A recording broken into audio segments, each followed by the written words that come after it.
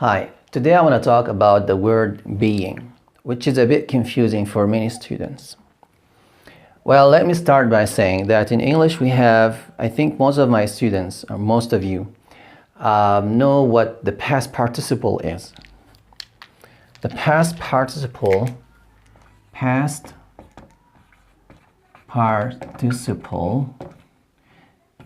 means using the verb 3, the third form of the verb 3.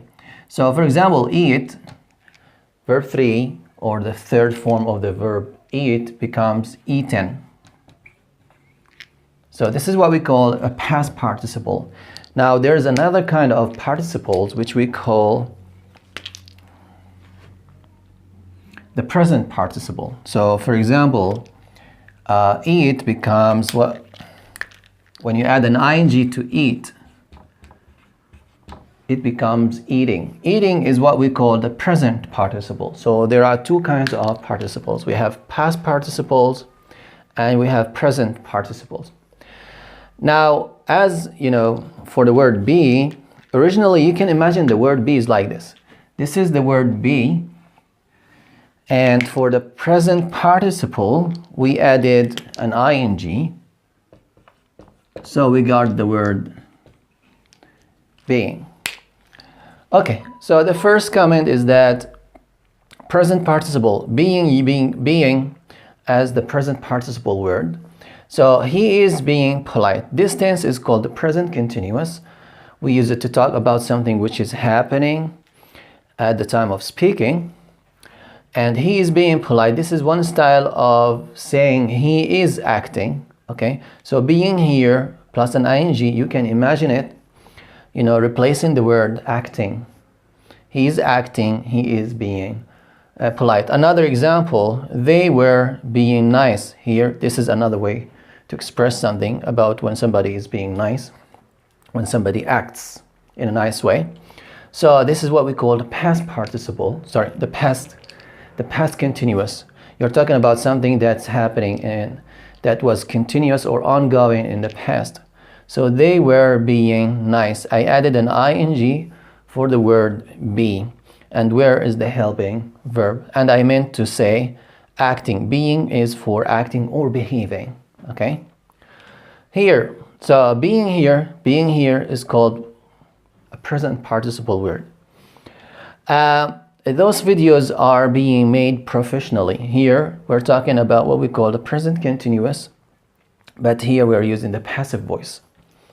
So those videos are being made professionally. Being here, I needed to add the suitable verb to be.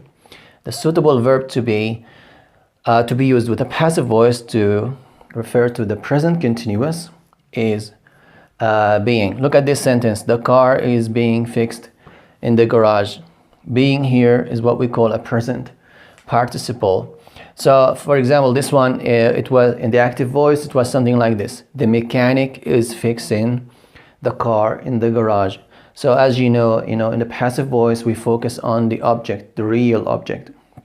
So you take the object and you start with it. So you say the car is being fixed in the garage. So here we have being, acting like the present participle form of the word.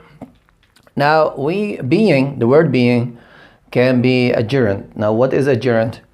It has the same form as the present participle, be plus an ing. But we call being a gerund when it acts as a noun, actually. Look at this. I love being a teacher.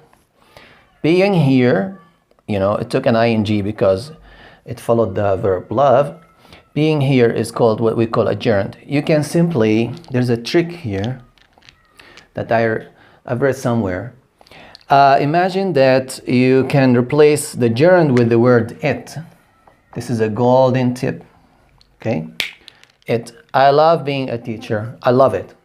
So the meaning is complete. You replaced the gerund, by the word it. It can be replaced. Gerund by the word it.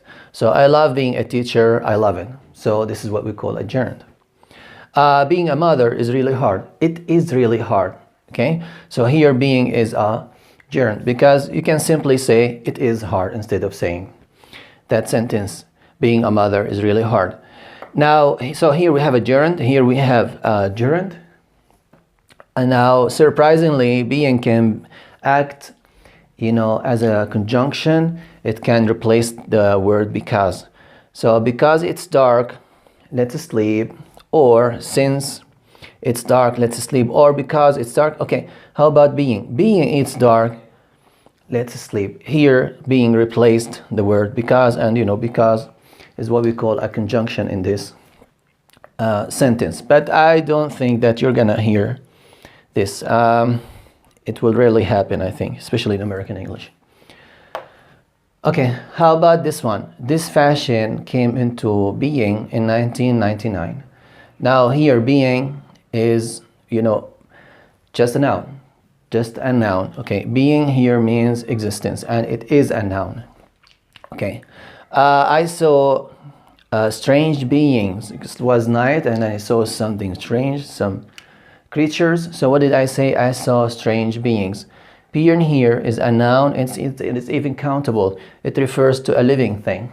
For example, I saw strange beings. I saw strange living things. For example, we're all human beings. Human beings here.